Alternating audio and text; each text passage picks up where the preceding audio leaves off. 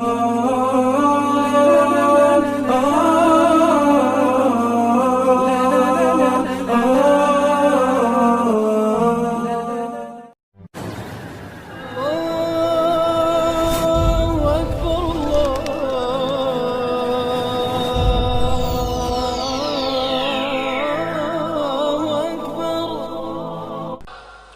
anak muda meninggal di belakang makam Ibrahim dalam keadaan sujud pakai kain ihram, salat sunat tawaf. Ini kematian yang paling indah, husnul khotimah. Sedang berwudu pakai kain ihram, habis tawaf, sujud terakhir di belakang makam Ibrahim dalam Masjidil Haram. Heran orang, bukan ustadz, bukan ulama, anak muda. Datang orang ke rumahnya, ditanya emaknya, "Bu, anak ibu itu?" "Iya." "Ulama dia?" "Tidak." "Kok bisa dapat husnul khotimah?" "Aku pun tak tahu." Seminggu setelah meninggal, datang janda membawa beberapa anak, berterima kasih. Rupanya anak muda ini memberikan sepertiga gajinya untuk anak yatim. Betul janji Nabi, shadaqatus sirri tadfa'u mitatas su', sedekah diam-diam menolak mati su'ul khotimah. Makanya nanti kalau ada di antara bapak yang tiba-tiba meninggal, sudah itu datang janda, itu tanda husnul khotimah.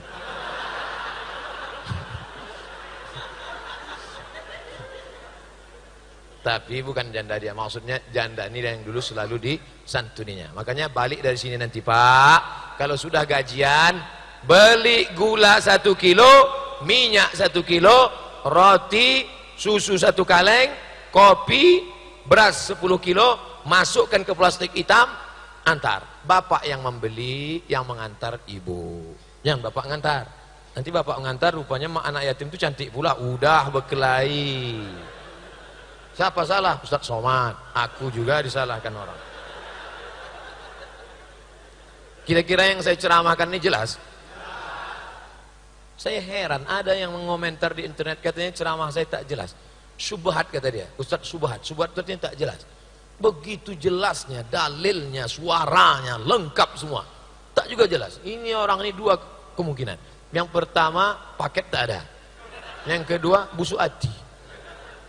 Ustadz, gimana caranya menangani apabila seorang wanita saat diajak nikah, tapi memberikan syarat dulu. Seperti tamat kuliah dulu. Macam tak ada perempuan lain. Kau cari perempuan lain.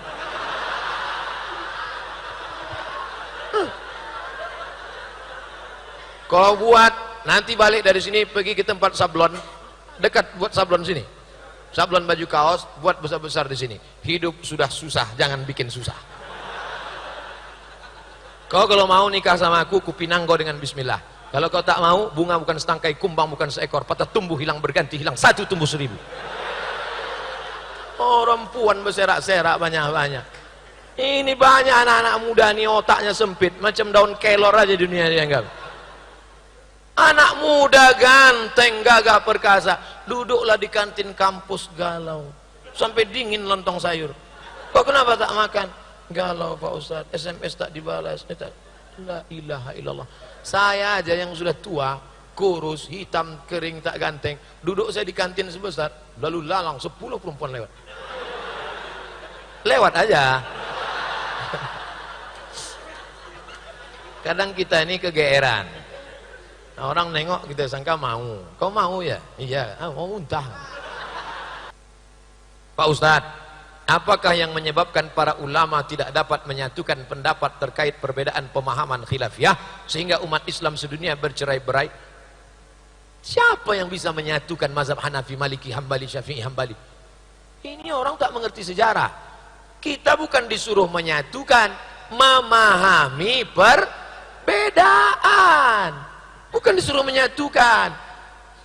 Siapa yang ingin menyatukan mazhab, sama artinya dia menyuruh Imam Hanafi, Imam Maliki, Imam Syafi'i, Imam Hambali hidup balik. Syekh Abdurrahman Sudais, Imam Masjidil Haram, tidak pernah baca bismillah jahar di Makkah. Selalu bismillahnya sir. Bismillahirrahmanirrahim. Alhamdulillahirabbil alamin. Ar-Rahmanir-Rahim. Tapi ketika sholat dia di Masjid Istiqlal, coba tengok, ada videonya di YouTube. Cari Sudais Istiqlal, enter, dapat nanti. Apa dia buat di Masjid Istiqlal? Allahu Akbar, Bismillahirrahmanirrahim. Dijaharkannya bismillah. Kenapa? Karena dia paham perbedaan mazhab. Jadi masalahnya bukan kita menyatukan mazhab. Makanya ajarkan di sekolah-sekolah itu fikih perbandingan mazhab. Gontor, anak bapak ibu yang masuk Gontor, cabang Gontor, bagus. Karena di sana diajarkan Bidayatul Mujtahid wa Nihayatul Muqtasid, ditulis oleh Imam Ibn Rushd, fikih 4 mazhab. Makanya di masjid ini nanti buat pembahasan kita malam ini tentang bersentuhan laki-laki perempuan yang tak mahram. Menurut mazhab Syafi'i batal, ulang balik wudu. Menurut mazhab Hanafi tak batal, karena yang dimaksud bersentuhan bukan kulit tapi maaf jima. Kalau jima baru batal. Menurut mazhab Maliki kalau bersyahwat baru batal, kalau tak bersyahwat maka tak batal. NU dengan Al-Wasliyah pakai mazhab Syafi'i batal. Muhammadiyah dipakainya mazhab Maliki, kalau bersyahwat batal, kalau tak bersyahwat tak batal. Tapi saya dalam pengamalan saya pakai mazhab Syafi'i, tapi saya tak menyalahkan mazhab Maliki. Mungkinkah Abdul Somad menyalahkan mazhab Maliki? Kalau sampai saya menyalahkan mazhab Maliki, durhaka saya, karena saya belajar ke guru-guru saya mazhab Maliki 2 tahun, 2004 sampai 2006 semua guru saya bermazhab Maliki di Maroko. Tapi mazhab, cemana mazhab Maliki itu Pak Ustaz? Tak pakai bismillah, tangannya ke bawah, Allahu Akbar, Alhamdulillahi Rabbil Alamin. Tapi ketika Syekh Muhammad Ar-Ruki, penasehat Raja Maroko, diundang ke KBRI, Kedutaan Besar Republik Indonesia di Rabat, untuk imam tarawih, apa yang dia buat? Allahu Akbar, Bismillahirrahmanirrahim. Kami heran. Selesai sholat kami tanya, Syekh, iya, Syekh kan Maliki, iya, kenapa tadi tangannya begini dan bismillahnya jahar? Senyum dia, aku mazhab Maliki, tapi aku tahu kalian di sini orang Indonesia bermazhab Syafi'i, maka aku pakai mazhab Syafi'i supaya tidak menimbulkan paham? Apakah ini maunya Al-Quran dan Rasulullah? Kalau tidak, apakah pantas ulama yang tidak dapat duduk bersama saling bermusyawarah untuk memberi solusi ini disebut bukan ulama? Terima kasih Pak Ustadz. Tak kemana-mana ceritanya. Pak Ustadz, saya mau tanya, apa itu khusyuk? Bagaimana cara khusyuk? Bagaimana kita mengetahui bahwa kita sedang dalam keadaan khusyuk? Ada orang berpendapat, kata dia kalau dia sudah sholat, dia tidak lagi di Masjid Bumi Asri, sudah naik ke Sidratul Muntaha. Aku kalau sudah sholat, sudah putus makrifatku, udah tak ada lagi nampak aku, udah tinggal aku sama Tuhan aja lagi berdua. Sekarang kita tengok sahabat Nabi SAW. Waktu itu Nabi sakit. Waktu Nabi sakit, maka imamnya Abu Bakar. Mereka pun sholat, Imam Abu Bakar. Tiba-tiba Nabi datang dari kamarnya. Mohon maaf, ini mimbar, ini mihrab, kamar Nabi di samping. Mohon maaf, inilah agak-agaknya beginilah makmum. Tiba-tiba datang Nabi dari kamarnya. Makam Nabi yang sekarang itu kamar Nabi. Nabi datang. Pas Nabi datang, maka makmum memukul tangan. Mau ngasih tahu Abu Bakar bahwa Nabi datang. Kan tak mungkin dibilang Abu Bakar, Nabi datang tuh.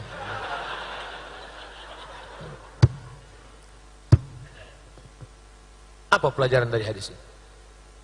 Bahwa sahabat itu sadar. Bukan dia naik ke Sidratul Muntaha.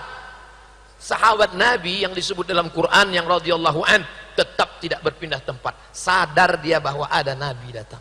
Tiba-tiba orang yang baru ikut bersuluk 2 kali berzikir, oh ini Ustadz ngejek tarekat ya? Enggak, saya pengamal tarekat Naqsyabandi, saya pengamal tarekat Syattariyah, saya pengamal tarekat Syaziliyah, saya ambil sanadnya dari Syekh Muwaffaq. Tapi tidak yang mengada-ngada cakap, membuat-buat.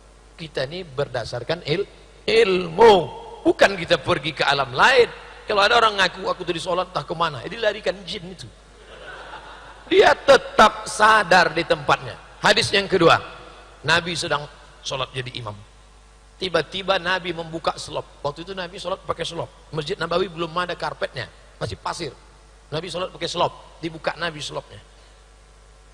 Ketika Nabi membuka sendalnya, semua makmum di belakang menengok, membuka sendalnya. Assalamualaikum warahmatullahi wabarakatuh. Assalamualaikum warahmatullahi wabarakatuh. Nabi tengok sendal berserak-serak di belakang.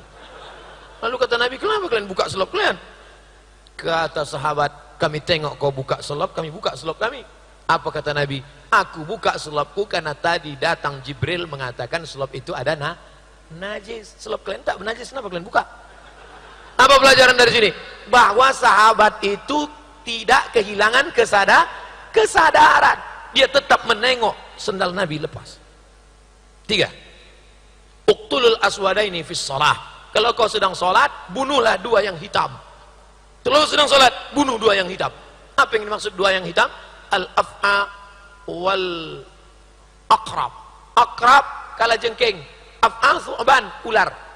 Artinya apa? Waktu sholat mata terbuka. Coba tutup mata. Tiba-tiba datang anaconda. Sholat tidak kehilangan kesadaran, tapi sholat orangnya tetap mengingat Allah. Udah jelas. Ini untuk membantah orang yang mengatakan bahwa dia khusyuk sampai hilang kesadaran. Dia tetap ingat Allah, dia tetap fokus di tempatnya, dia tetap membaca. Ustaz, sholat itu mata terbuka apa tertutup? Mata terbuka. Tapi kalau tak fokus, tak khusyuk, boleh ditutup. Nggak tahu kawan yang di depan itu kadang, makanya kalau sholat pakai baju yang tak ada tulisan. Iya, ada orang pakai baju kaos di depan, tertulis coblos nomor. Itulah mata khusyuk. Udahlah datang terlambat, tertulis pula di belakang. Emang masalah buat lo?